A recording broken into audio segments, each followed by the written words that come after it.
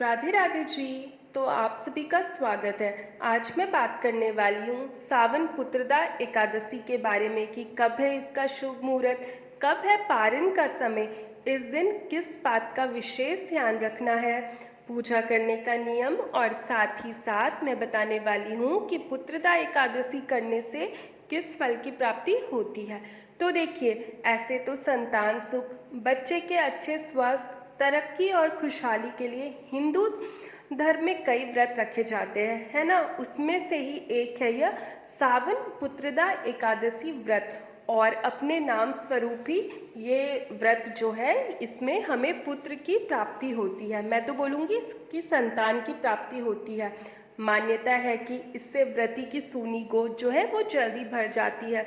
अगर आप भगवान के सामने हाथ जोड़ करके ये बोलेंगे कि आपको भी संतान सुख मिले, तो वो आपको बिल्कुल मिलेगा। साथ ही साथ अगर आपके बच्चे का स्वास्थ्य सही ना हो तो उसके लिए भी ये व्रत किया जाता है। और देखिए, हमारा जो जीवन है हमारे बच्चे के साथ ही कंप्लीट होता है। अगर हमारे बच्चे खुश रहेंगे, सुखी रहेंगे, स्वस्थ रहेंगे, तो जो माताएं होती हैं उन्हें इससे ज़्यादा तो और कुछ चाहिए ही नहीं होता है। और इस साल सावन पुत्रदा एकादशी जो है वो 27 अगस्त 2023 को मनाई जा रही है। तो जी, एकादशी तिथि जो शुरू हो रही है वो हो रही है 27 अगस्त 2023 प्रातः 12:08 में। और जो एकादशी तिथि समाप्त हो रही है वो भी हो रही है 27 अगस्त 2023 रात 9:32। उसी दिन समाप्त भी हो जाएगी।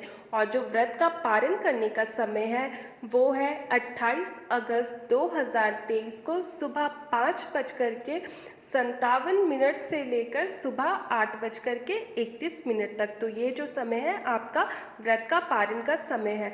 अब जानते हैं कि इस दिन आपको किस बात का विशेष ध्यान रखना है। एकादशी के दिन सूर्योदय से पूर्व उठना है। कोशिश करें कि ब्रह्म मुहूर्त में जाग जाए। के बाद आपको अपने पूरे घर को पवित्र करना है, अपने पूरे घर को साफ करना है। घर को साफ करने के बाद आपको स्नान करना है। और देखिए, स्नान के पानी में आप गंगा जल तो छीटेंगे ही, साथ ही साथ आपको इसमें तिल मिला देना है।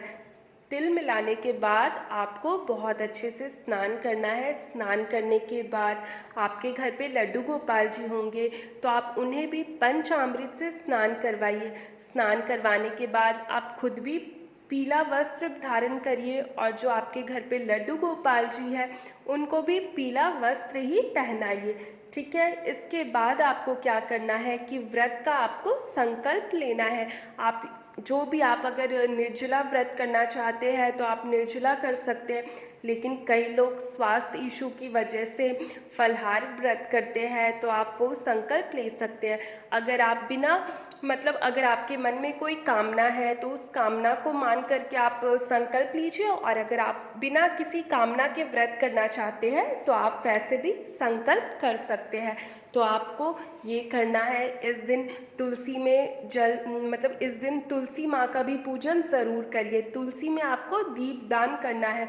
कहते हैं ना कि अगर आप पूरे सावन दीपदान नहीं भी कर पा रहे हैं तो इस दिन दीपदान करेंगे तो उसका भी अलग ही महत्व होता है। तो ये छोटी छोटी चीज़ें आपको अपने पूजा में ध्यान रखना है। तुलसी माँ का परिक्रमा कर ले। फिर देखिए, जब आप पूजा कर रहे होंगे तब आपको ये ध्यान रखना है कि जैसे हल्दी, कुमकुम, चंदन, इत्र आदि पूजन सामग्री जो है वो विष्णु भगवान और लड्डू गोपाल जी को अर्पित करना है। साथ ही साथ मीठे का भोग लगाइए, उसमें तुलसी दल जरूर डालें। ठीक है। आपको एक दिन पहले ही है जो तुलसी दल तोड़ लेना है, क्योंकि संडे के दिन तो तुलसी दल नहीं तोड़ते हैं ना। फिर पुत्रदा एकादशी का कथा ज़रूर सुने, क्योंकि आप जितना भी पूजा कर रहे हैं उसके बाद अगर आप कथा नहीं सुनते हैं तो आपका पूजा अधूरा रहता है। इसीलिए इस दिन एकादशी का कथा सुने, साथ ही साथ आरती करें। आरती करने के बाद जो भी आपके आप उसके बाद दान वगैरह कर सकते हैं। और साथ ही साथ आपको ध्यान रखना है कि इस दिन किसी की निंदा शिकायत नहीं करना है। चावल नहीं खाना है, क्योंकि चावल नहीं खाया जाता है। अगर आप, जैसे आपके घर पे बाकी लोग व्रत नहीं कर रहे हैं और अगर आपको उनके लिए खाना बनाना है तो आप देखिए कर सकते हैं। दूसरों को आप किसी चीज़ में रोक नहीं सकते, लेकिन आपको अपनी चीज़ों पे ध्यान देना है। इस तरह से आप आराम से पुत्रदा एकादशी का व्रत करिए। अगर आपके घर पे बच्चे हैं तो उनका स्वास्थ्य वगैरह सही होगा। अगर आपके पास अभी बच्चे नहीं हैं तो भगवान की कृपा से आपकी भी गोद जो है जल्दी भरेंगी। बस आपको बहुत अच्छे से, बहुत नियम के साथ पुत्रदा एकादशी का व्रत करना है। और अगर आप व्रत करने के लिए सामर्थ्य नहीं है तो कम से कम इस दिन भगवान विष्णु की पूजन ज़रूर करिए। आराम से जैसे पूजा वगैरह होता है सब कुछ आप वैसे ही करिए। सुबह ब्रह्म मुहूर्त में स्नान वगैरह करके फिर जैसे पूजा होता है, दीपदान होता है, ये सब करिए। बस व्रत मत करिए, लेकिन पूजन ज़रूर करिए। तो आशा करती हूँ कि आपको जानकारी अच्छी लगी होगी। अगर आपको और भी कुछ पूछना है पुत्रदा एकादशी से रिलेटेड तो आप मुझे कमेंट कर सकते हैं। मिलते हैं फिर एक नए वीडियो के साथ।